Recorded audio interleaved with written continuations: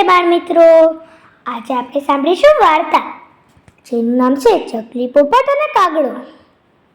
એક જંગલ હતું. જંગલ ખૂબ જ મોટું હતું. એમાં ચકલી રહેતી હતી. એને 4 બચ્ચા હતા.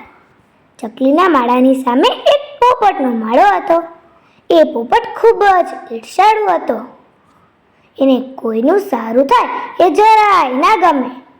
અને પોપટના માળાની પાછળ કાગડાનો માળો હતો. કાગડો ખૂબ જ ભોળા સ્વભાવનો હતો. એને કોઈ ગમે તે કહી દે છે. તે જલ્દી માની જાય. ચકલીનો માળો ખૂબ જ સુંદર હતો અને એ જોઈને પોપટનો ઈર્ષા થતી હતી. અને હવે તો ચકલીને 4 બચ્ચા હતા. એટલે અવાજના કારણે એ ખૂબ જ પરેશાન રહેતો. પોપટને હવે તો ચકલીને બોલાવી પણ ના ગમે. પણ હવે શું કરે? એના સામે એક તો માળો હતો. એનો માળો છોડીને જાય પણ ક્યાં? ઉનાળાની ઋતુ પૂરી થવા આવી હતી. હવે ચોમાસું બેસવાની તૈયારીમાં હતું. એટલે હવે તો ચકલીની ચિંતા વધી ગઈ. હવે હું મારા બાળકોને ખાવાનું શું ખવડાવીશ? બાળકોને એકલા મૂકીને ખાવાનું લેવા કેવી રીતે જઈશ? એટલામાં એને વિચાર આવ્યો. સામે તો પોપટભાઈ છે. એમને કહીને જઈશ કે મારા બાળકોનું ધ્યાન રાખે. હું હમણાં જ ખાવાનું લઈને આવું. પણ પોપટભાઈ એમ જ હા પાડી દીધી. હા પાડવા ખાતર જ્યારે ચકલી આ બધું કહેતી હતી ત્યારે કાગડાની નજર ત્યાં પડી અને ત્યાંએ પણ વાત કરવા માટે પોપટભાઈની પાસે આવ્યા. એ આવે એ પહેલાં તો ચકલી ખાવાનું લેવા જતી રહી. જ્યારે કાગડાભાઈએ પોપટને કહ્યું, શું કહેતી હતી ચકલી? તો પોપટે કાગડાભાઈને ખોટું કીધું.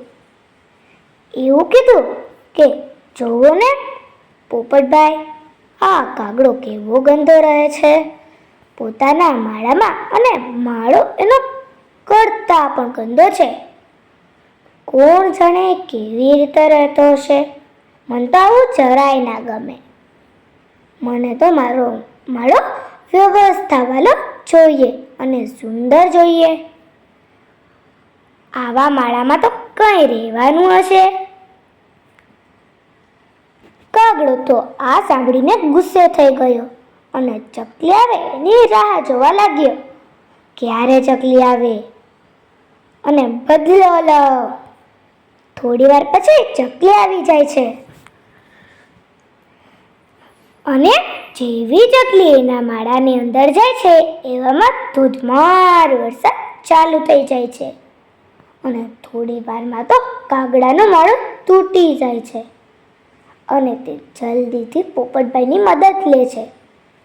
પણ પોપટ મદદ કરવાની ના પાડી દે છે. પોપટ એવું કહે છે કે મારો માળો તો ખૂબ જ નાનો છે. આપણે બેઉ માળામાં સમાવી નહીં શકીએ. પછી જ્યારે ચકલી બેનની મદદ માંગવા જાય છે ત્યારે તે રાજી રાજી કાગડાભાઈને પોતાના માળામાં બોલાવી દે છે અને કહે છે, કાગડાભાઈ, મારે 4 બાળકો થયા છે એટલે મેં પહેલેથી જ માળો મોટો બનાવી લીધો હતો, જેથી કરી ચોમાસાની ઋતુમાં પણ પાણીની સમસ્યા ના નડે. પછી તો ચકલી અને કાગડાભાઈની લાંબી વાત ચાલે છે અને પેલી પણ વાત બહાર આવે છે જે પેલા પોપટે ચકલી વિશે કહી હતી. ચકલી કહે છે, કાગડાભાઈ, મેં તો આવી કોઈ વાત તમારા વિશે નથી કરી. જ્યારે કાગડાભાઈને સત્યનું ભાન થાય છે ત્યારે તે ખૂબ જ અફસોસ થાય છે. ત્યારથી કાગડાભાઈને લાગ્યું કે કોઈની વાત ના સાંભળવી. જોયા જાણ્યા વગર કોઈના પર આંધળો વિશ્વાસ ના મૂકી દેવો. Thank you.